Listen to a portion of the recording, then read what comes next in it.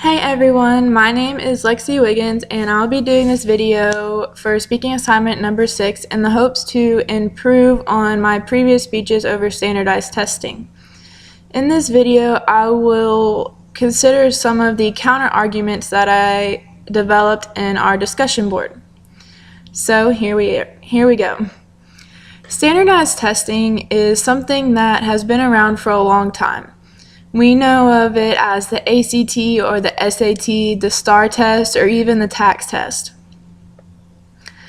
Standardized testing has its many goods and bads, but I just want to talk about a few of the goods that can come from it, and then, or a few of the bads, but then talk about them with their counter argument. So first I'm going to start off with the good. One good thing from standardized testing that people argue is that it provides a reliable and credible source of information for government officials and other business people who look at these test scores to gauge on how well a school is doing at teaching their students.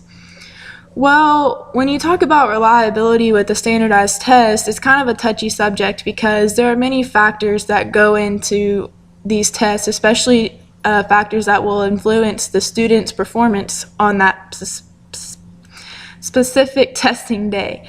The student could be sick or could have some emotional thing going on at home that will affect their performance on their test. For example, let's just say that your student has been sick with the flu for the past week. Well, if they haven't been at school, then they're only coming to school on this particular day to take that test. So of course they aren't going to be feeling good and they are not going to want to be there, and they're more likely to rush through and not take their time and focus on making the correct decision on their test, making the right choices. So because the student performs bad, not only could it hinder him or her from advancing to the next grade, but it'll stick with them for the rest of their life on their transcripts and everything else. And on top of that, it looks bad on the school and that student's teachers. So this is a big issue because teachers have lost jobs over this type of stuff, and sometimes it's not even their fault. The second thing is that teaching the test allows students to perform better on the test. Well, of course this is true. If you teach a student exactly what's going to be on the test, chances are they're going to perform better on the test. That's just common sense. But there are some major problems that come with teaching the test. One of the biggest problems is that by teaching the test, teachers are limiting the amount of knowledge that students are able to gain. For example, if you only teach a student a certain portion of its of that subject's curriculum, they're not going to learn everything they need to know about that subject.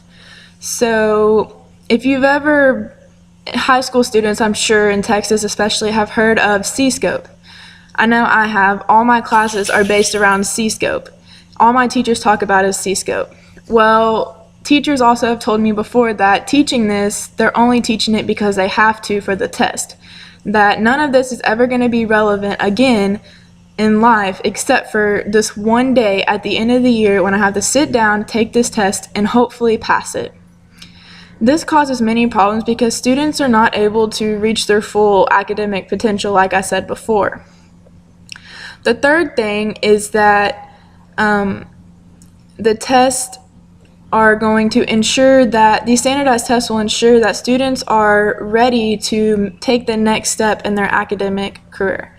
So let's say I'm a junior in high school. Well, I have to pass a test in order for me to become a senior. This poses many problems because, like I said, these tests, there's many factors that can influence a student's performance. So if I'm sick on this one particular day of the year and I have to take the test, well, if I fail, I'm not going to get to advance to the next grade. This is a problem because many students have been in this situation before and have failed the grade because of one silly little thing like having the flu. Well, that's all, and thanks for watching.